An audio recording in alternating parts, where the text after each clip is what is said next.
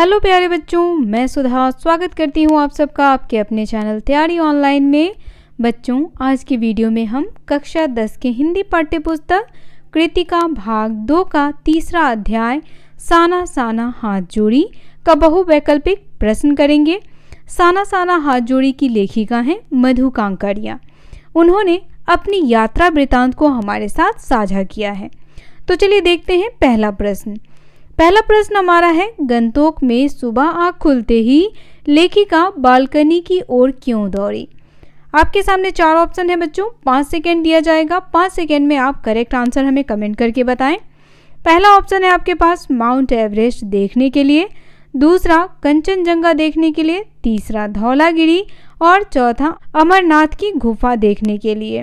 तो बच्चों इसका आंसर हो जाएगा ऑप्शन नंबर बी, कंचनजंगा देखने के लिए। दूसरा प्रश्न है, जितेन ने खेदुम को किनका निवास बताया। पहला ऑप्शन देवी देवताओं का, दूसरा बड़े व्यापारियों का, तीसरा असुरों का और चौथा शापग्रस्त लोगों का।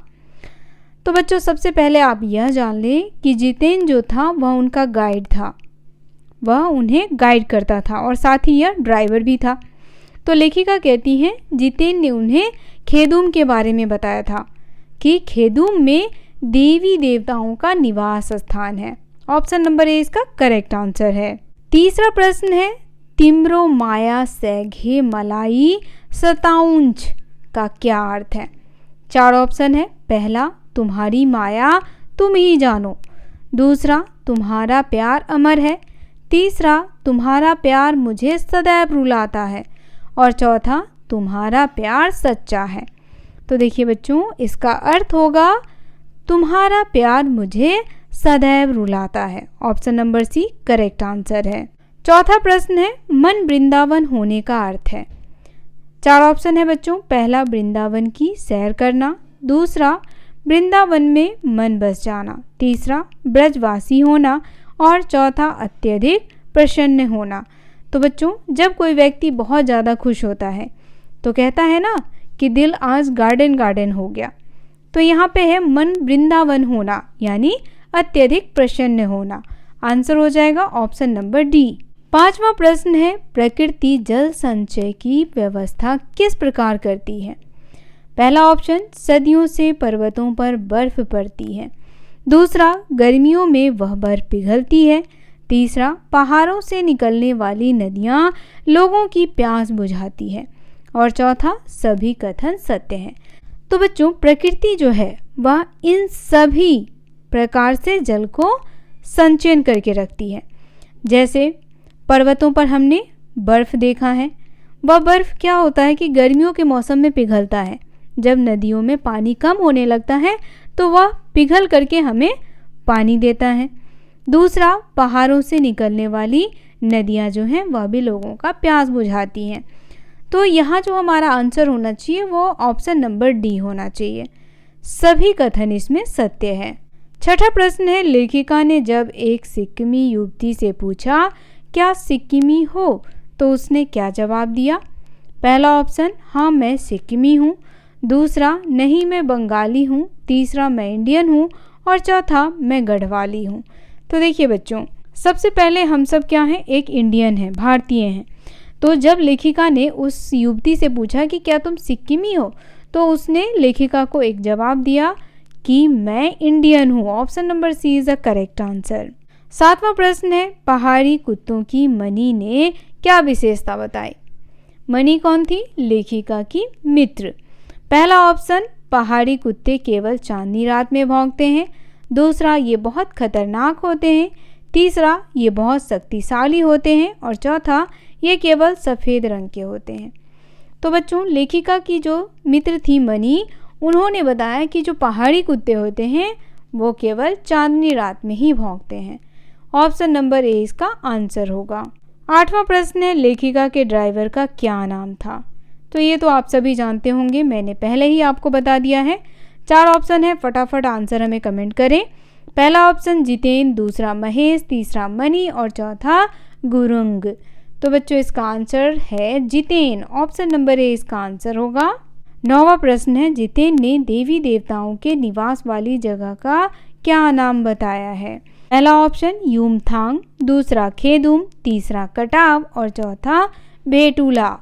तो बच्चों जितेन जो है वह लेखिका को बताता है कि देवी देवताओं का निवास स्थान खेदुम है। ऑप्शन नंबर 20 का आंसर होगा। प्रश्न संख्या 10 है, गैंगटॉक का अर्थ क्या है? पहला ऑप्शन जलाशय, दूसरा चोटी, तीसरा पहाड़ और चौथा पठार। तो बच्चों गैंगटॉक जो है वह चारों ओर पहाड़ों से घिरा हुआ है। तो यहाँ पे हमारा आंसर हो जाएगा ऑप्शन नंबर सी, पहाड़। 11वां प्रश्न है, भारतीय आर्मी के किस कप्तान ने यूमथांग को टूरिस्ट स्पॉट बनाने में सहयोग किया? पहला ऑप्शन कप्तान शेखर दत्त, दूसरा कप्तान शेखर कपूर, तीसरा कप्तान योगेंद्र सिंह और चौथा कप्तान सुब्बा राव।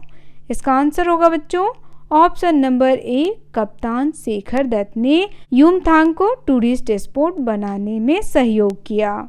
12वां प्रश्न है, साना साना हाथ जोड़ी पाठ डैश है। यह क्या है? ये तो आप लोग जानते ही हैं। पहला ऑप्शन यह एक संस्मरण है, दूसरा एक रेखा चित्र, तीसरा एक यात्रा वृतांत और चौथा एक कहानी। तो बच्चों साना साना हाथ जोड़ी जो है वह लेखिका मधु कांकरिया की यात्रा वृतांत है। ऑप्शन नंबर सी इसका आंसर होगा। प्रश्न संख्या 13 है, साना साना हाथ जोड़ी पाठ में किस शहर के सौंदर्य का वर्णन है? तो अभी जितने भी हमने प्रश्न पढ़े हैं उसमें उस जगह का वर्णन किया गया है, उस जगह का नाम लिया गया है। तो आप हमें कमेंट में तुरंत ही आंसर बताएं कि क्या होना चाहिए। ऑप्शन भी मैं आपको बता ही देती हूँ। पहला ऑप्शन अगरतला, दूसरा गुवाहाटी, तीसरा महाबलेश्वर और चौथा गंगटोक। तो बच्चों इसका आंसर होगा ऑप्शन नंबर डी, गंगटोक, क्योंकि वह गंगटोक की यात्रा पर जाती हैं और वहाँ की खूबसूरती का वर्णन करती हैं। प्रश्न संख्या 14 है, लेखिका के ड्राइवर व गाइड का क्या नाम था? पहला ऑप्शन शेर बहादुर, दूसरा एन के संगमा, तीसरा जितेन नौरगे और चौथा एस करियप्पा। बच्चों आपके पास 5 सेकेंड है, आपको इसका आंसर पता है, आप हमें कमेंट में बताएं कि इसका आंसर क्या होगा। जबकि बच्चों तीसरे चौथे प्रश्न में ही आपको पता चल गया है कि लेखिका के ड्राइवर और गाइड का नाम क्या है। तो इसका आंसर होगा बच्चों जितेन नौरगे, वही उनका गाइड भी था और ड्राइवर भी।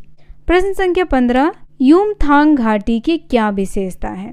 पहला ऑप्शन है यह घाटी बहुत गहरी है, दूसरा यह घाटी फूलों से भर जाती है, तीसरा यह खतरनाक घाटी है और चौथा इस घाटी में बड़े बड़े मैदान हैं। तो बच्चों यूमथांग घाटी जो है उसकी विशेषता यह थी कि वह घाटी फूलों से भरी हुई थी। ऑप्शन नंबर 20 का करेक्ट आंसर है। बच्चों आपने मधु कांकरिया की यात्रा वृतांत साना साना हाथ जोड़ी का वीडियो नहीं देखा है तो आप इस वीडियो को देख सकते हैं, लिंक आपको आई बटन में मिल जाएगा। 16वां प्रश्न हमारा है, गंगटोक का क्या अर्थ है? पहला ऑप्शन घाटी, दूसरा जंगल, तीसरा पत्थर और चौथा पहाड़। तो बच्चों गैंगटॉक जो है वह चारों तरफ पहाड़ों से घिरा हुआ है। तो यहाँ पर आप इसका आंसर लिखेंगे, गंगटोक का अर्थ है पहाड़। ऑप्शन नंबर डी इसका करेक्ट आंसर है। 17वां प्रश्न है, जितेन ने यूमथांग घाटी में किस फिल्म की शूटिंग होने की बात कही? पहला ऑप्शन गाइड, दूसरा एक फूल दो माली, तीसरा बरसात और चौथा फूल खिले हैं गुलशन गुलशन। तो बच्चों जितेन ने लेखिका को बताया था कि वहाँ पर गाइड फिल्म की शूटिंग हुई थी। ऑप्शन नंबर ए इसका आंसर है। 18वां प्रश्न है, गंगटोक के मेहनतकश बादशाहों का शहर क्यों कहा जाता है? पहला ऑप्शन वहाँ बादशाह रहते हैं, दूसरा लोगों के परिश्रम के कारण, तीसरा इस शहर को यहाँ के लोगों ने अपने परिश्रम से खूबसूरत बनाया है और चौथा यहाँ के लोग बहुत बहादुर हैं। तो बच्चों गंगटोक को लेखिका मेहनतकश बादशाहों का शहर इसलिए कहती है क्योंकि इस शहर को यहाँ के लोगों ने बड़े परिश्रम से खूबसूरत बनाया है। आंसर हो जाएगा ऑप्शन नंबर सी। 19वां प्रश्न देखिए बच्चों, गंगटोक में श्वेत पताकाएं किस अवसर पर फहराई जाती हैं? पहला ऑप्शन शांति के अवसर पर, दूसरा युद्ध के अवसर पर, तीसरा शोक के अवसर पर और चौथा किसी उत्सव के अवसर पर। तो जो उनका गाइड था जितेन, वह उन्हें बताता है कि जो रंग बिरंगी पताकाएं होती हैं वह किसी शादी समारोह इन सबों में लगाया जाता है, लेकिन श्वेत पताकाएं जो हैं वह शोक के अवसर पर लगाई जाती हैं। तो ऑप्शन नंबर सी इसका करेक्ट आंसर है। प्रश्न संख्या 20 देखिए, कटाओं पर दुकान होने से इस सुंदर घाटी को क्या नुकसान होता है? पहला ऑप्शन, यहाँ का नैसर्गिक सौंदर्य नष्ट हो जाता है।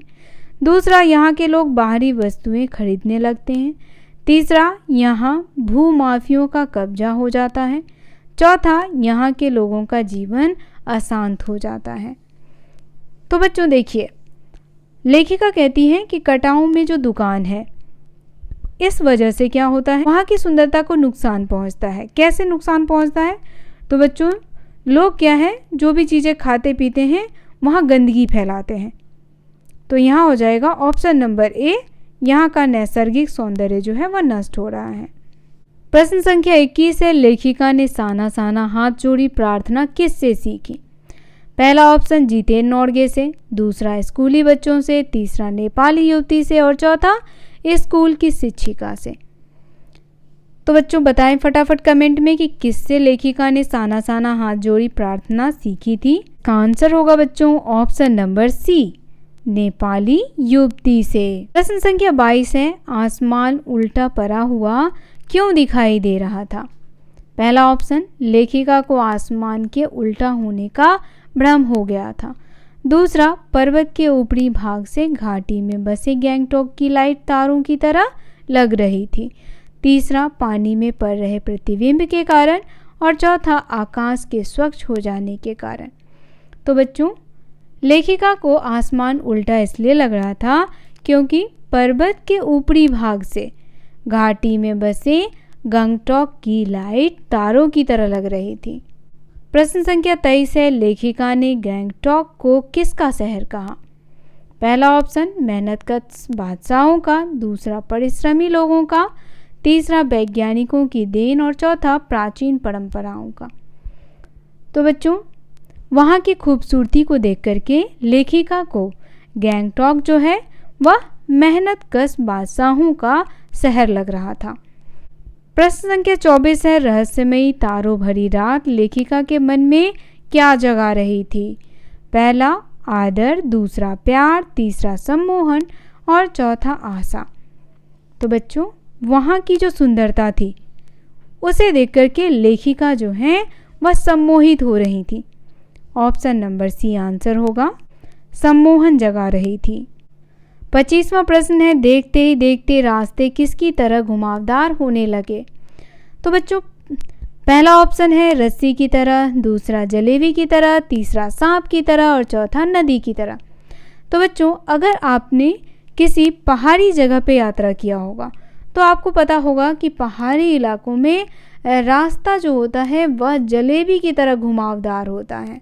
तो बच्चों इसका आंसर होगा ऑप्शन नंबर बी। आज का ये वीडियो यहीं समाप्त होता है। वीडियो आपको कैसा लगा कमेंट करके बताना बिल्कुल ना भूलें। वीडियो पसंद आया हो बच्चों तो वीडियो को लाइक करें, शेयर करें और हमारे चैनल को सब्सक्राइब कर लें। साथ ही अगर आपका कोई सुझाव या प्रश्न हो तो आप अपना सुझाव और प्रश्न में कमेंट में अवश्य लिखें। मिलते हैं आपसे अगले अध्याय के बहुवैकल्पिक प्रश्नों के साथ। तब तक के लिए आप सभी का धन्यवाद।